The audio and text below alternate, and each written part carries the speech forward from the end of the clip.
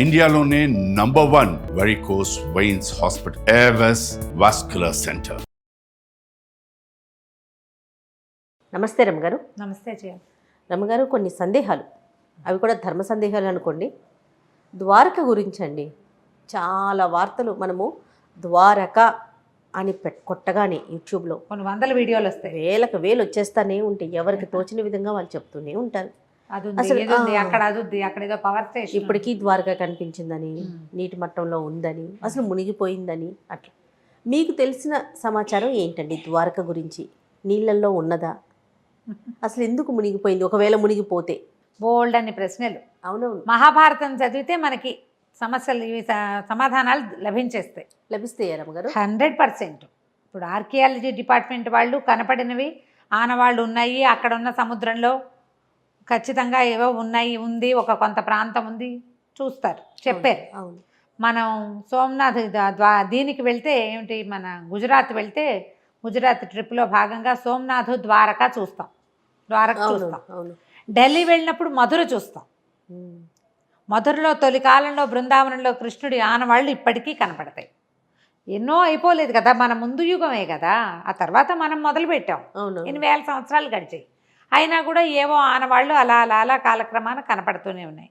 మధుర నుంచి శ్రీకృష్ణుడు ఒకేసారిగా ద్వారకకి వెళ్ళిపోయాడు.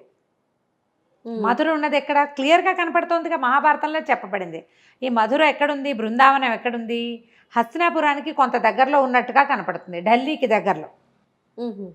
ఆగ్రా దగ్గర ఉంది కదా మధుర. అక్కడి నుంచి అక్కడ ఒక చిన్న పల్లెటూరులో ఉన్న వాళ్ళు యుద్ధాలు జరిగి, అతని పేరేమిటి, మన జరాసంధుడు, కంసుడి మామగారైన జరాసంధుడు ఎన్నిసార్లో యుద్ధం చేశాడు వీళ్ళతోటి. ఎప్పటికప్పుడు యుద్ధానికి వచ్చేవాడు, అల్లుడిని చంపారన్న కక్షతోటి. అల్లుడు చేసిన వెధవ పనులు అవేం లెక్కలేదు, కృష్ణుడి మీద పగ. ఇది కృష్ణుడు కాదు, భగవంతుడి మీద పగ.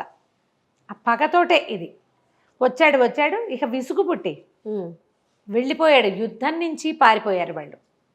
ఆ పారిపోయి ఈ ద్వారక సముద్ర తీరానికి యువతల వైపున ఒక చోట ఆగాడు. అక్కడ ఒక దేవాలయం ఉంది, మూల్ ద్వారక అంటారు. నేను వెళ్ళే, అందుకని క్లియర్గా చెప్తున్నా.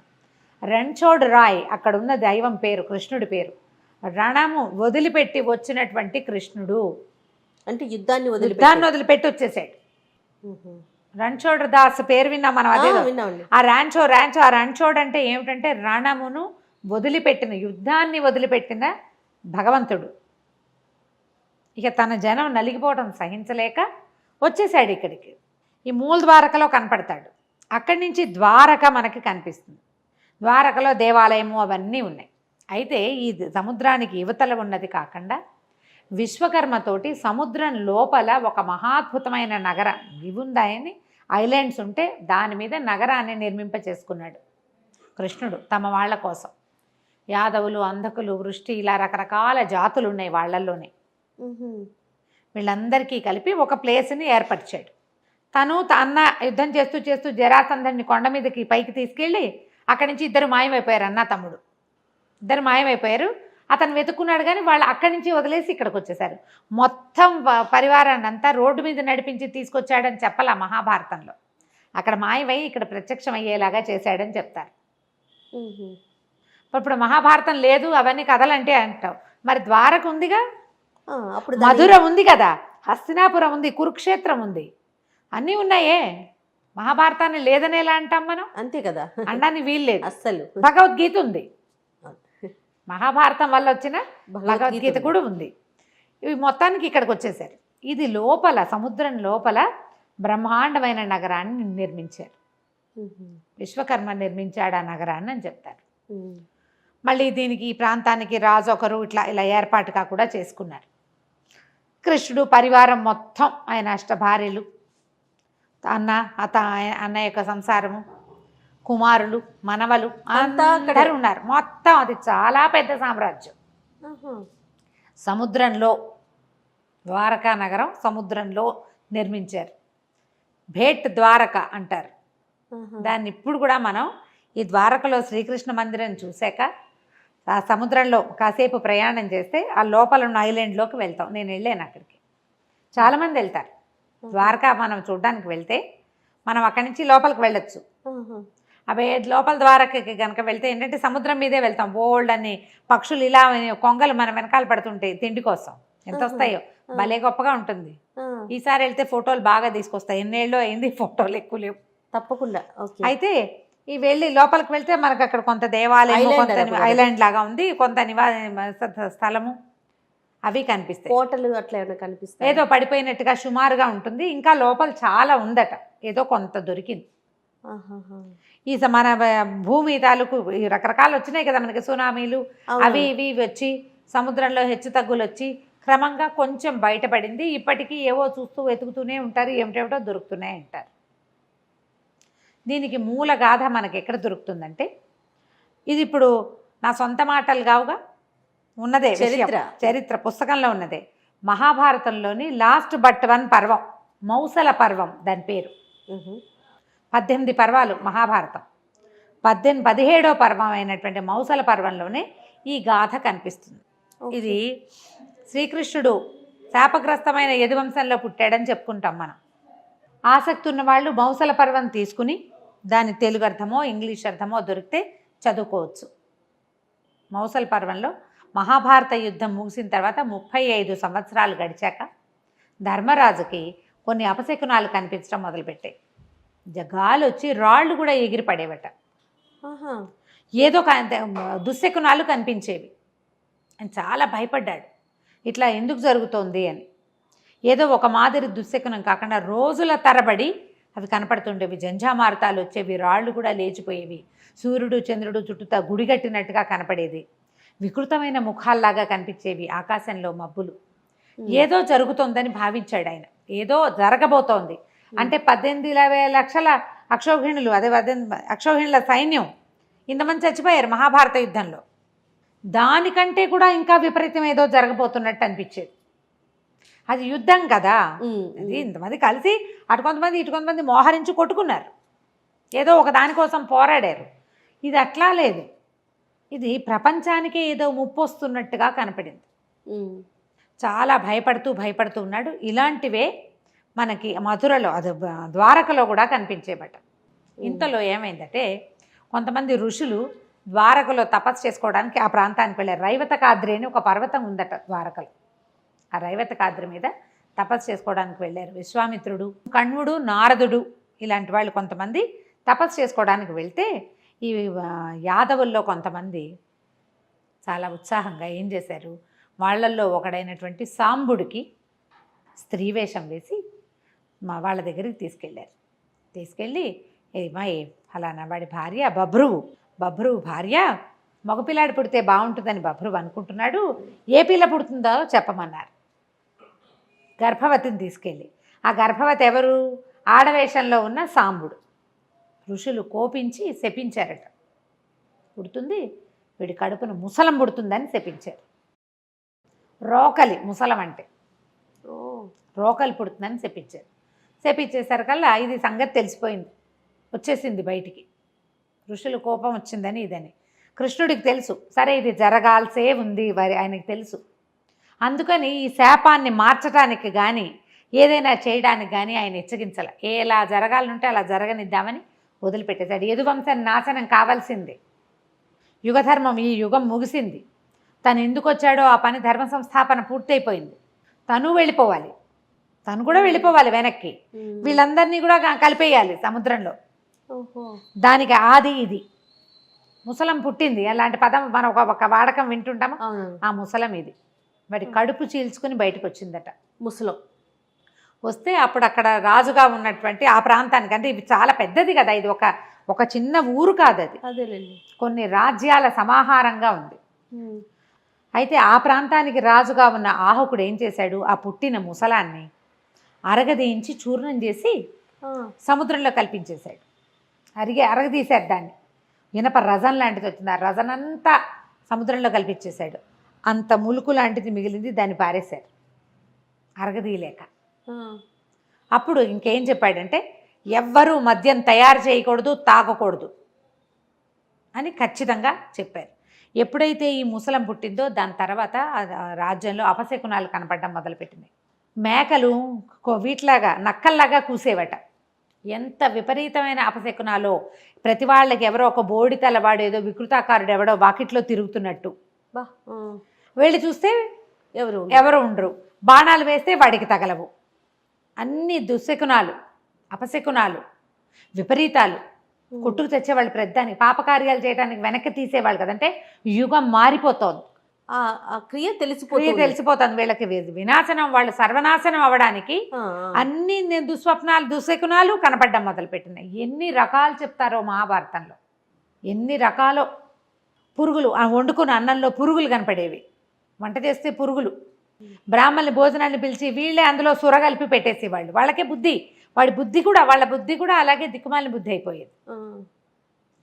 చేయగలిగేది ఏం లేదు. మొత్తం ఉన్న జాతంతా సర్వనాశనం అయిపోవటానికి అది నాదనమాట, అది నాంది. వీళ్ళు పితృకార్యాలు కూడా సరిగ్గా చేసేవాళ్ళు కాదుట. ఒక రాముడు కృష్ణుడిని తప్ప, బలరామ కృష్ణుడిని తప్ప మిగిలిన పెద్దవాళ్ళందరినీ ఏదో ఒకటని వెగటుగా మాట్లాడేవారు. అన్నిటికీ నువ్వంటే నువ్వనేవాళ్ళు. చాలా విపరీతాలు జరిగాయి అన్నమాట. అసలు మౌసల పర్వం చదువుతుంటే జయ కళ్ళల్లో నీళ్లు, ఒంటి మీద గుజ్బంప్స్ వస్తాయి. ఒక్కో శ్లోకం చదువుతుంటే, మేము చదివేం కదా, ఒక్కో శ్లోకం చదువుతుంటే ఇంత విపరీతమా మీరు చెప్తుంటేనే అలా అనిపిస్తుంది నాకు. చదివితే మాత్రం, అందుకే నాకు ఈ టాపిక్ ఇష్టం లేదు. పని చెప్పండి అని బలవంతం. చాలా బాధగా ఉంటుంది జయ. ఎంత అత్యద్భుతమైన మనని భక్తి పారవశ్యంలో ఓలలాడించే ఆ ఘట్టాలన్నీ, మహాభారత ఘట్టాలు. కృష్ణుడున్న ప్రతి ఘట్టము మనని భగవంతుడి వైపుకి లాక్కెళ్ళిపోతుంది. అలాంటిది వాళ్ళు ఇలాగా వినాశనం వైపుకి వెళ్ళిపోవటాన్ని వింటూ ఉంటే సహించలేకపోతామే, భరించలేం అసలు. దీని తర్వాత కృష్ణుడు వెళ్ళిపోతాడన్న ఊహ అసలు భరించరానట్టుగా ఉంటుంది. భూమి అతన్ని కోల్పోతుంది కదా, మరి ఎంత బాధగా ఉంటుందో చదవడానికి, చాలా బాధగా ఉంటుంది. కాకపోతే మనం ఇలాంటి భక్తులతోటి, భగవంతుడి మీద ప్రీతితోటి చదివితే మనం వెళ్ళలేకపోతాం. అలా వెళ్ళకూడదు. భారతాన్ని భారతంగానే చదవాలి. ఎవరైనా చెప్పేటప్పుడు వింటూ 10 మంది కూర్చుని వింటే అంత బాధగా ఉండదు. ఒకళ్ళే చదివి కొద్ది చిన్న గ్రూప్ అయితే మాత్రం ఏడుపు వచ్చేస్తూ ఉంటుంది. ఇళ్లలో రోజు శంఖనాదం చేస్తే, శంఖనాదం చేయగానే గాడిదలు ఓండ్ర పెట్టేవిట ఆ సౌండ్ వినేసరికి. అక్కడి నుంచి శ్రీకృష్ణుడికి దివ్య రథం ఒకటి ఉంది. చూస్తూ ఉండగానే అది వెళ్ళిపోయిందట సముద్రం మీదకి. భగవంతుడి ధ్వజము, ఆయన అన్నయ్య ధ్వజం, తాళధ్వజము, గరుడ ధ్వజం, 2 పతాకాలు. ఆయనది తాళధ్వజము, ఇంది గరుడ ధ్వజం. 2 ధ్వజాలు మాయమైపోయినాయి. శ్రీకృష్ణుడికి అగ్నిదేవుడు ఇచ్చిన సుదర్శన చక్రాయుధం ఇలా తిరుగుతూ వలయాలుగా ఆకాశంలోకి వెళ్ళిపోయింది. ఆయన కూడా వెళ్ళిపోతాడు. అది ఆయన వెళ్ళిపోయే ముందు ఆయనతో ఉన్న సమూహం అంతా వెళ్ళిపోవటం. ఆయన వచ్చిన పని అయిపోయింది. ఇంకా తీర్థయాత్రలకు వెళ్ళండి అని ఒక ఘోషగా వినపడేదట. సరే వీళ్ళంతా ఏం చేశారు, వీళ్ళందరూ, కృష్ణుడు కూడా అందరినీ సముద్ర తీరానికి యాత్రలకు వెళ్ళమని చెప్పాడట. అన్ని జాతుల వాళ్ళు, అక్కడ ఉన్న నానా రకాల జాతులు, ఒక జాతే లేదు అక్కడ, అదేలేండి, ఉన్నారు. ఇంకా వీళ్ళందరూ కలిసి సముద్ర తీరానికి కుటుంబాలతో సహా తరలి వెళ్ళారు. తరలి వెళ్ళి విపరీతంగా మద్యం తాగారు. విలాసయాత్ర కాదు వెళ్ళారు వాళ్ళు, విహారయాత్రకి. చెప్పింది ఏమిటి, ఆజ్ఞ తీర్థయాత్ర అని ఆజ్ఞ వస్తే వీళ్ళు దాన్ని విలాసయాత్ర చేసుకున్నారు, వినోదయాత్ర చేశారు, తాగేశారు బాగా. అసలు మద్యమే తాగొద్దని చెప్తే మనం ఆ రాజాజ్ఞని ఉల్లంఘించడమే. మన దశలు ఎప్పుడు పాడవుతాయి జయ, మనం ఆజ్ఞని ఉల్లంఘించటం అంతే. ఇది చెయ్యకూడదు అంటే దాన్ని ఉల్లంఘించామా మనకి దుశ్శకునం. అదే మన బుద్ధి పెడదోవ పట్టేస్తున్నట్టు. ఆ పెడతోవ పట్టడం ఏమిటో ఇప్పుడు పిల్లలు చేస్తున్నారు జయ. అట్లా మనం వద్దు అంటామా, వినాశకాలే విపరీత బుద్ధి అంటామా, ఏది వద్దంటామో దాని ఆజ్ఞ ఉల్లంఘన చేయటం. ఇది పనికిరాదు అంటే ఎందుకు పనికిరాదు అని ప్రశ్నించటం. కొంతమంది ప్రశ్నించి ఊరుకుంటారు, కొంతమంది చేసేస్తారు. ఇప్పుడు మనకు చూడు ఎట్లా కనపడుతున్నాయి. అవునండి, అవును, కనిపిస్తున్నాయి కదా. అక్కడి నుంచి వీళ్ళు కొంతమంది కూర్చుంటే కృతవర్మ ఉన్నాడు. కృతవర్మ ఎవరు, మనకి మహాభారత యుద్ధంలో అశ్వత్థామతో కలిసి దుర్యోధనుడి పక్షంలో ఉన్నప్పుడు అశ్వత్థామ ఏం చేశాడు, ఇలా వీళ్ళని ఉప పాండవుల్ని సంహరించాడు. ఈ తాగేసేసరికల్లా ఎక్కడెక్కడి మాటల్లో పుడతాయి కదా, ఎక్కడవో గుర్తొస్తాయి. కృతవర్మని దుర్మార్గుడా, నువ్వు పడుకున్న వాళ్ళని, నిద్రపోయే వాళ్ళు మరణించిన వాళ్ళతో సమానం, వాళ్ళని చంపేయటానికి వాడు వెళ్తే వాడు వెనకాల పడి నువ్వు పోయావని ఆయన అన్నాడు. కృతవర్మ చిన్నవాడు కాదు, చాలా పెద్దవాడు. మరి యుగాలు దాటిపోయినాయి కదా. చాలా పెద్దవాడు. ఇక అనేసరికల్లా ఆయన కూడా ఊరుకోవాలి, నువ్వు ఫలానా వాడిని నువ్వు కొట్టలేదా అనే. ఇద్దరు ఒకళ్ళనొకళ్ళు కొట్టుకున్నారు. దాంట్లో ఈ ఉద్రేకపడిన వాళ్ళలో ప్రద్యుమ్నుడు శ్రీకృష్ణుని కుమారుడు, ఓ యుయుధానుడు ప్రద్యుమ్నుడు కృష్ణుడి కుమారుడు కదా, వీళ్ళిద్దరు మాట్లాడారు. ఊరుకోలే, వాళ్ళు రెచ్చిపోతున్నారనమాట. అక్కడి శ్రీకృష్ణుడి సోదరుడైన సాత్యకి ఒక వాదన వచ్చింది. ఇంకా ఏవేవేవో మాటలు పుట్టినాయి, ఏవేవో. తర్వాత ఏమో ఈ మన అది ఉంది కదా, మన శమంతకమణి పేరు వచ్చింది. అప్పుడు అది పోవటము, అది దొరకటము, దాని గురించి మాట్లాడితే సత్యభామ వచ్చి ఆ మణి జ్ఞాపకం చేసుకుని ఆవిడ వచ్చి దుఃఖించి వెళ్ళింది. ఇలా హడావిడిగా ఉన్న కొట్లాడుకుంటుంటే మధ్యలో ఆడాళ్ళు కూడా వస్తే ఇంకా ఎలా అవుతుంది? ఈ మాటలు పెరిగేసరికల్లా సాత్యకి కృష్ణుడు అక్కడ ఉండగానే కత్తి తీసి కృతవర్మని ఖండించేశాడు. వాళ్ళు ఊరుకోలే, వాళ్ళు యుద్ధం, వీళ్ళు యుద్ధం, యుద్ధం యుద్ధం యుద్ధం మామూలు యుద్ధంగా లేదు. అక్కడి నుంచి ఒక రకమైన గడ్డి పెరిగింది అక్కడ. ఆ గడ్డి ఎందుకు పెరిగింది? ఆ సముద్ర తీరంలో వీళ్ళు ఇనప రజాన్ని కలిపేశారు కదా సముద్రంలో, అది ఒడ్డుకు కొట్టుకొచ్చి తుంగ, ఒక రకమైన గడ్డి అది. ఆ ఒక్క తుంగ మొక్క చేత్తో పుచ్చుకోగానే ఒక ముసలం కింద తయారైంది అది. అలాంటివి అవంతి ఎన్నున్నాయి అక్కడ. మరి ఎంత రజను ఆ సముద్రంలో కలిసిపోయింది. ఈ అక్కడి నుంచి యుద్ధం వీళ్ళు పెరిగింది, ఒకళ్ళనొకళ్ళు కొట్టుకోవడం మొదలుపెట్టారు. వీళ్ళు వాళ్ళు కృష్ణుడు ఇంకా ఆగలేక ఆయన ఏం చేశాడు, చేతికి అందిన గడ్డి పరకలు నువ్వు ఇట్లా మెలిపెట్టి లాగితే అవి ఒక ముసలంగా, భయంకరమైన ముసలంగా తయారైనాయి. ఆయన చేతికి అందిన వాళ్ళని, నువ్వు కొట్లాడుకుంటున్న వాళ్ళని కొట్టాడు. ఇక కొంతమంది మరణించారు. వాళ్ళు ఎడాపెడా యుద్ధం చేశారు. ఇక వాళ్ళల్లో వాళ్ళు కొట్టుకుని అట్లా కొట్లాట ముదిరిపోయి మరణాలే. ఇంకా ఆడవాళ్ళు పిల్లలు పారిపోయారు. ఈ మగవాళ్లే ఇక్కడ ఉన్నారు. ఉన్న ఆడవాళ్ళంతా నగరం వైపుకి పరిగెత్తేశారు యుద్ధం జరుగుతుందని. కొట్టుకున్నారు. ఇక మిగిలింది ఎవరు? అన్న తమ్ముడు, అంతే. ఇక ఇక్కడ పెద్దగా ఎవరు మిగల్లా. యదువంశంలో పుట్టిన వాళ్ళందరూ వెళ్ళిపోయారు. శ్రీకృష్ణుడు అర్జునుడికి కబురు చేశాడు రమ్మని. వీళ్ళకి కబురు వెళ్ళిపోయింది. ఇక్కడ ఏదో దారుకుడు, వీళ్ళ రథసారథి. ఈ దారుకుడి పేరు మీకు జ్ఞాపకం ఉంటుంటుంది, మాయాబజార్లో వింటాం, దారుక అని. శ్రీకృష్ణుడి రథసారథి దారుకుడు. ఓ బలి బలి బలి బలి దేవా అని పాట పాడిన ఒక క్యారెక్టర్, అది దారుకుడి క్యారెక్టర్. కృష్ణుడి యొక్క రథసారథి. అతను హస్తినాపురానికి వెళ్ళి ఇక్కడ ఇట్లా చాలా ఇదిగా ఉందని, ఏదో ఉపద్రవం జరగబోతున్నట్టు ఉన్నదని, నిన్ను కృష్ణుడు రమ్మంటున్నాడని చెప్పాడు. అర్జునుడు వెనక్కి వచ్చేసరికల్లా ఏముంది ఇక్కడ? అది ఏమీ లేదు, అంతా కొట్లాటలు. బలరాములే మిగిలేరు. పెద్దగా మిగిలింది ఎవరు లేరు. దారుకుడే చెప్పాడు, నువ్వు రాముడు ఎక్కడున్నాడో వెతుకుదాము పద అని చెప్పి. బభ్రువు కూడా వీళ్ళతో పాటు ఉన్నాడు. అయితే బభ్రువు, నేను వెళ్ళు రాజ్యానికి వెళ్ళి స్త్రీలను రక్షించమని చెప్పేసరికల్లా ఎవడో ఒక వ్యాధుడు వేసిన ముసలను తగిలి బభ్రువు కూడా మరణించాడు. దారుకుడేమో అక్కడికి వెళ్ళాడు హస్తినాపురానికి. ఈ కృష్ణుడు వీళ్ళు వెతుకుతూ వెళ్తే ఆయన చెట్టు కింద అలా ఆలోచిస్తూ కూర్చుని ఉన్నట్ట బలరాముడు. ఆయన యుద్ధం చేయలే. కురుక్షేత్ర యుద్ధంలోనూ ఆయన పాల్పంచుకోలే. ఇక్కడ కూడా ఆయన ఎవరిని చంపినట్టు కనపడదు, కృష్ణుడే సంహరించినట్టుగా కనిపిస్తుంది. ఇంకా నిశేషంగా ఎవరెవరు పాప పంకిలంలో కొట్టుకుపోతున్నారో వాళ్ళందరినీ ఈయన చేత్తో కొంతమందిని చంపించాడు, కొంతమందిని చంపాడు కృష్ణుడు, అంతే. అక్కడి నుంచి నేను వెళ్ళి నగరానికి వెళ్ళి స్త్రీల రక్షణకి ఏర్పాటు చేసి వస్తాను. స్త్రీలు బాలురు పిల్లలు ఉన్నారు. దారుకా నువ్వు వెళ్ళి ధనుంజయుడిని పిలుచుకురా అని చెప్పి అన్న నువ్వు ఇక్కడే ఉండమన్నాడు. శ్రీకృష్ణుడు వెనక్కి వెళ్ళి రాజ్యంలోకి వెళ్ళి అందరూ స్త్రీలు ఏడుస్తూ ఎదురొస్తే తండ్రికి వాసుదేవుడు జీవించే ఉన్నాడు. ఈయన తండ్రి వసుదేవుడు, వాసుదేవుడు అనకూడదు, వసుదేవుడు జీవించే ఉన్నాడు. ఆయనకి చెప్పాడు, అంతా అయిపోయింది, జరగవలసిందే జరుగుతోంది, నువ్వు ధైర్యంగా ఉండు, వీళ్ళతో పాటు ఉండు. ధనుంజయుడు వచ్చి స్త్రీలని బాలుడిని రక్షిస్తాను, నేను అన్న దగ్గరికి వెళ్తానని వెనక్కి తిరిగి వెళ్ళాడు. ఇది సముద్ర తీరం అని చెప్తారు కదా, ప్రభాస తీర్థం అని చెప్తారు ఆ ప్రాంతానికి. అది ఇంచుమించుగా సోమనాథ్కి దగ్గర. ఓకే, అదంతా సముద్రమే కదా లైన్ అంతా. అయితే ఈయన వెళ్ళేసరికల్లా యోగ ముద్రలో ఉన్నాడు బలరాముడు. ఆయన ముఖం నుంచి 1000 తలల నాగు లేచి సముద్రంలోకి ప్రయాణిస్తుందట. అది చూశాడు కృష్ణుడు. అంటే ఇంకా ఆయన కూడా వెళ్ళిపోయాడు. ఆయన బయలుదేరి వెళ్ళిపోయాడు. సముద్రంలోకి వెళ్తే ఆయన సోదరులైన తక్షకుడు, అనంతుడు, తక్షకుడు, వాసుకి వీళ్ళంతా కలిసి ఆయన్ని స్వాగతించి ఆయన లోపల తీసుకెళ్ళిపోయారు. శరీరం ఉండిపోయింది.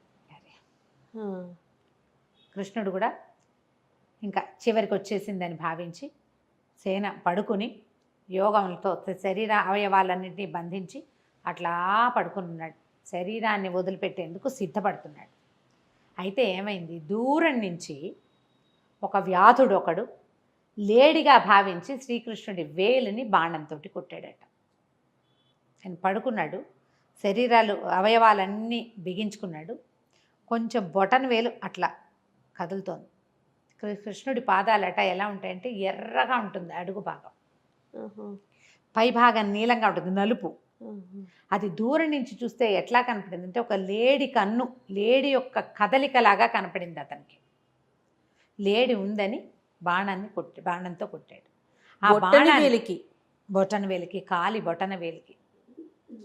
ఆ కొట్టింది దేనితోటి అతను ఆ ప్రాంతంలో తిరుగుతుంటే అతనికి ఒక చిన్న ములుకు లాంటిది దొరికింది. ఆ ముసల మరగదీశారు, దాని ముక్కు అని చెప్తారు. వేలికి తగిలింది, లేడి పడిపోయి ఉంటుందని భావించి వ్యాధుడు పరిగెత్తుకుంటూ వచ్చాడు. వస్తే పీతాంబరధారి శేషసైన్యంలో పడుకోవాల్సిన వాడు ఇసుకలో నేల మీద పడుకున్న భగవంతుడిని చూసేసరికి నిర్కాంతపోయాడు. పరిపరి విధాల దుఃఖించాడట. ఆయన జరగాల్సిందే జరిగింది, నువ్వు దుఃఖించొద్దని చెప్పి భగవంతుడు తన దారిని తన శరీరాన్ని వదిలిపెట్టి వెళ్ళిపోయాడు. ఆయన ఇట్లా పైకి లేచి వెళ్ళేసరికి శంఖచక్రాలు ఆయన్ని చేరుకున్నాయి. బ్రహ్మాది దేవతలందరూ ఆయన్ని స్వాగతిస్తూ వైకుంఠానికి తీసుకెళ్ళిపోయారు. దారుకుడు అర్జునుని పిల్ల తీసుకురావడానికి వెళ్ళాడు కదా, వాడు పరిగెత్తుకుంటూ వచ్చాడు ఆఘ మేఘాల మీద.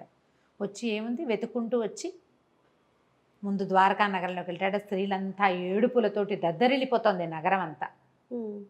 పిల్లలు, చిన్నపిల్లలు, ప్రద్యుమ్నుడు లేడు, అనిరుద్ధుడు లేడు, ఇంకో వీడు లేడు, బభ్రువు లేడు, ఎవ్వరూ లేరు, ఎవడు యూధానుడు లేడు. సమస్తమైన వాళ్ళు అందరూ సాత్యకితో సహా తరలిపోయారు.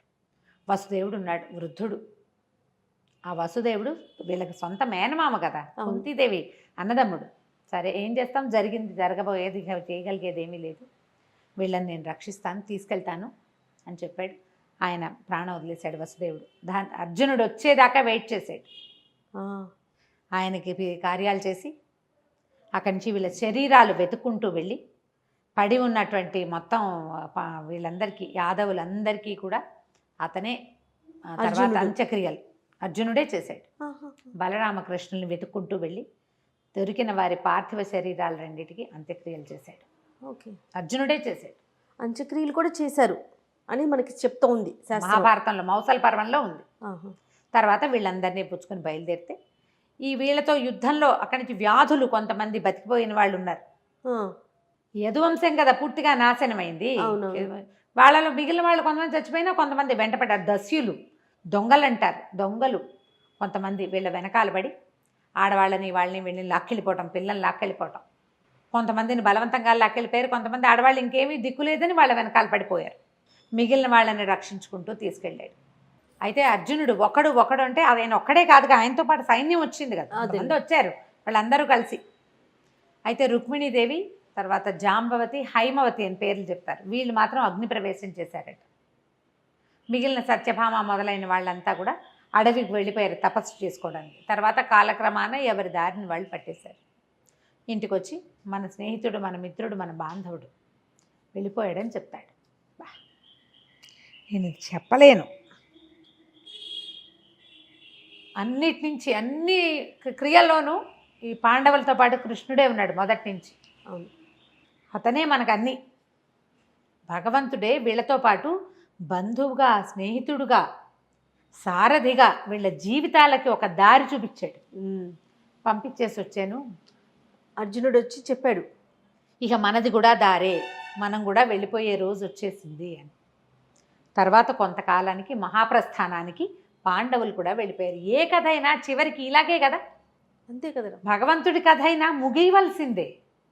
అయితే ఆయన ఏ ధర్మ సంస్థాపన చేయటానికి వచ్చాడో ఆ ధర్మ సంస్థాపన చేసేసి ప్రపంచానికి ఒక మార్గదర్శనం చూపించి వెళ్ళిపోయాడు. అయితే ఎప్పుడైతే ఈ స్త్రీలని తీసుకుని నగరం దాటాడో మొత్తం ద్వారకా నగరం అంతా సముద్రంలో మునిగిపోయింది. వెనక్కి తిరిగి చూసి ఆశ్చర్యపోయారట. కేవలం అర్జునుడు ఒకడు, నరనారాయణులలో ఒకడు నిర్గమించి ఒకరు వెళ్ళిపోతే రెండో వాడు ఆ భూమి మీద ఉన్నంతసేపు సముద్రుడు దాన్ని ఇట్లా పట్టుకుని ఆపి పెట్టి ఉంచాడు. యాదవులతో పాటు ఇది నాశనం అయిపోవాలి.